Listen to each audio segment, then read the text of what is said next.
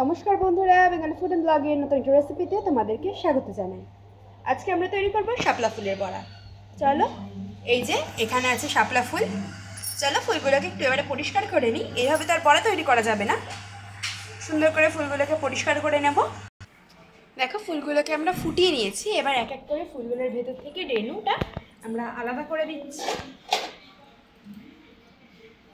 দেখো দেখিয়ে দিচ্ছি, এই যে ফুলের ভেতরে যে রেণুটা আছে এটাকে আমরা আলাদা করে নেব, একদম ভালো করে পরিষ্কার করে বের করে নেব।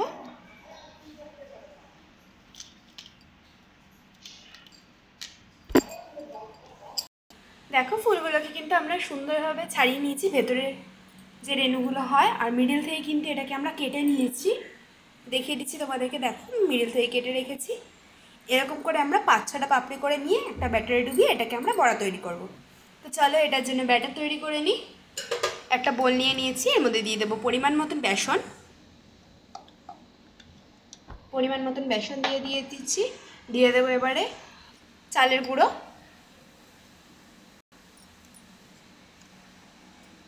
তোমাদের যা যতটা পরিমাণ লাগবে সেই বুঝে নেবে। দিয়ে দিচ্ছি হলুদ গুঁড়ো, শুকনো লঙ্কা গুঁড়ো, দিয়ে দিচ্ছি স্বাদ মতো লবণ। এবারে আমরা এটাকে শুকনো প্রথমে মিক্স করে নেব, তারপরে এর মধ্যে সামান্য সামান্য জল দিয়ে একটা ব্যাটার তৈরি করব। ওদিকে আমাদের ব্যাটারটা রেডি হোক, ততক্ষণে আমরা প্যানে তেল দিয়ে দিই।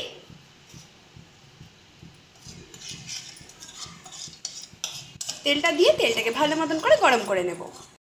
এদিকে তেলটা গরম হচ্ছে হোক, আর আমাদের ব্যাটার কিন্তু তৈরি হবে। এবার অল্প অল্প করে দিয়ে দেবো জল। শুকনো মিশ্রণটা তৈরি করে নিয়েছি।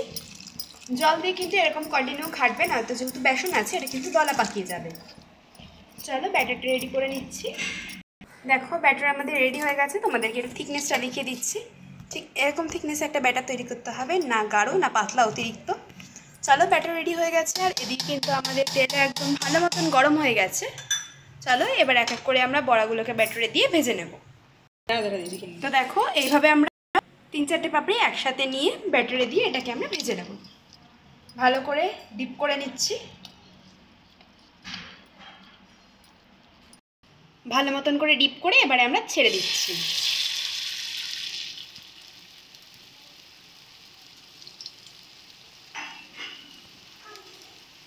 সেম প্রসেসে আমরা বাকি বড়াগুলোও ছেড়ে দেবো।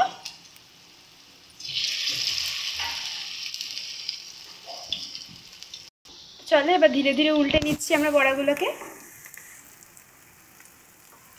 এগুলো কিন্তু খুব নরম, খুব সাবধানে কিন্তু উল্টাতে হবে।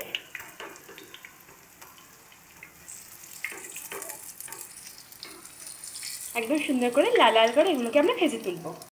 দেখো একদম সুন্দর লাল লাল করে ভাজা হয়ে গেছে। এবার এগুলোকে আমরা তুলে নিচ্ছি। কি সুন্দর দেখো, পুরো লাল লাল হয়েছে, আর দেখতেও কিন্তু বেশ সুন্দর লাগছে। চলো এবার এগুলোকে তুলে নিচ্ছি।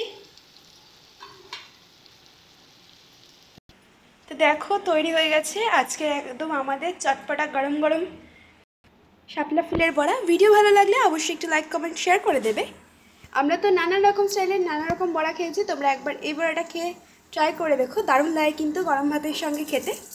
ভিডিও ভালো লাগলে অবশ্যই একটু লাইক কমেন্ট শেয়ার করে দেবে, আর আমাদের চ্যানেলে নতুন হলে চ্যানেলটা সাবস্ক্রাইব করে দিই, পাশে থাকা বেল আইকনে ক্লিক করে অল নোটিফিকেশন অন করে দেবে। ধন্যবাদ সকলকে।